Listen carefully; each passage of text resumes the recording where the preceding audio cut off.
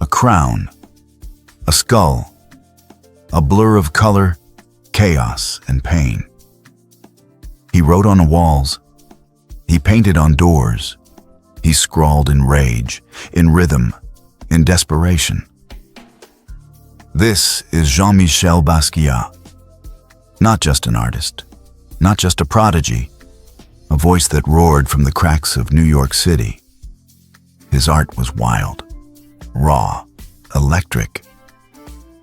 But beneath the energy was something deeper. A cry for help. Today, we dive into the life, work, and tragedy of Jean-Michel Basquiat, the boy who painted like a prophet and died like a ghost. Because sometimes the loudest screams are in color, and the world still finds ways to look away. Jean-Michel Basquiat was born in Brooklyn in 1960.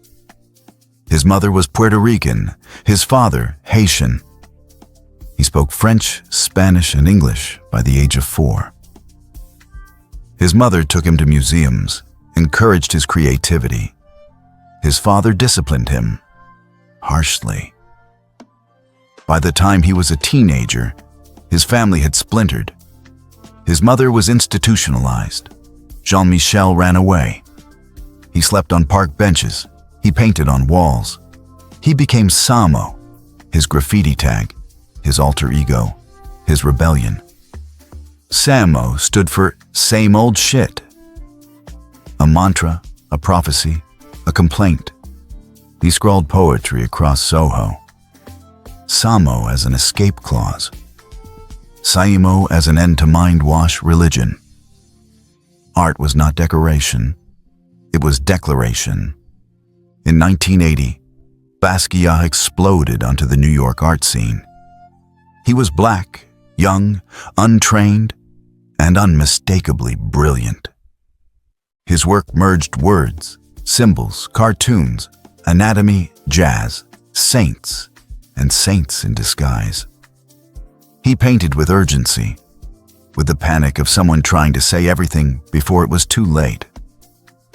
He drew from the streets, from slavery, from bebop, from boxing, from everything America wanted to forget. He painted black men as kings, boxers, martyrs. He painted himself. And the art world came running, collectors, critics, dealers. He was 21 years old, and already a legend. Basquiat's art is a collision of childlike color and sophisticated critique, of beauty and brutality. His work is filled with crowns, with repeated words, with scribbled-out text. What looks like madness is coded message. His 1981 painting Untitled Skull is not just a head. It's a soul dissected, a mind exposed. His canvas Hollywood Africans confronts racial stereotypes head-on. Basquiat inserts himself and his friends into a toxic, whitewashed mythology. He paints them back into the frame. He makes the invisible visible. He paints America's sins, then signs them with a halo. He paints saints who bleed. He paints history as autopsy.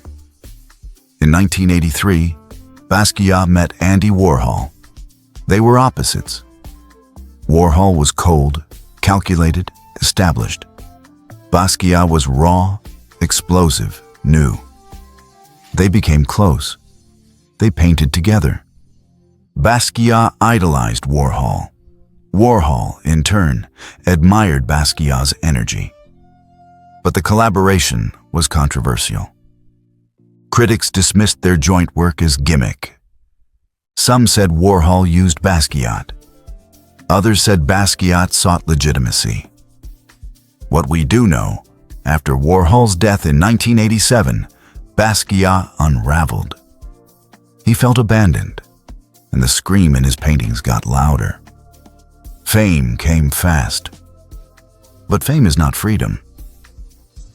Basquiat was the first black superstar of the white-dominated New York art scene. He was celebrated, and tokenized. Critics praised his primitive energy, a backhanded compliment soaked in racism. They called him a wild child, rarely a genius. Basquiat knew it. He painted it. He titled one piece Per Capita, a reference to both economic value and personal worth. He was a commodity, even as he tried to be a mirror. The crown. Basquiat painted it again and again. 3 points. Golden, uneven. It was both coronation and accusation.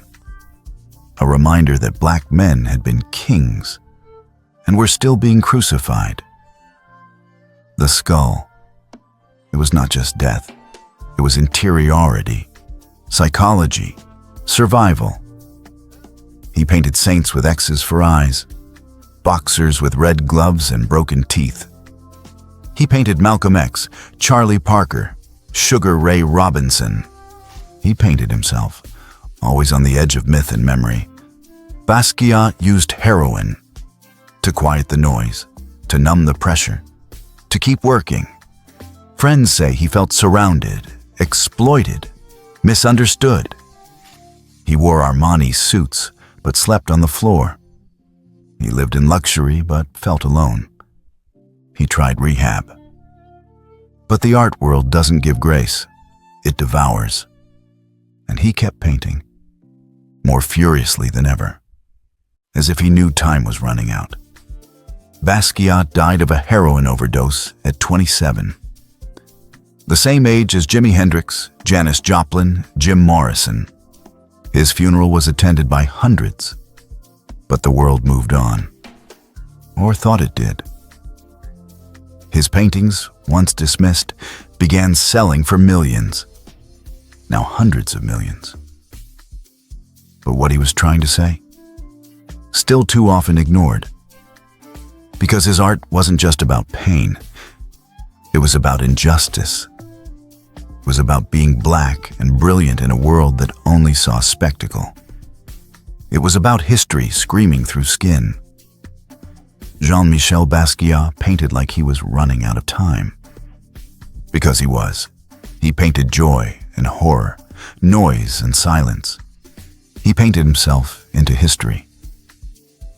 And still, many missed the point. He wasn't just a street kid made good. He was a poet of paint, a prophet in a leather jacket. And everything he made was a message, a plea, a warning, a cry. Look closer. It's still there, waiting to be heard.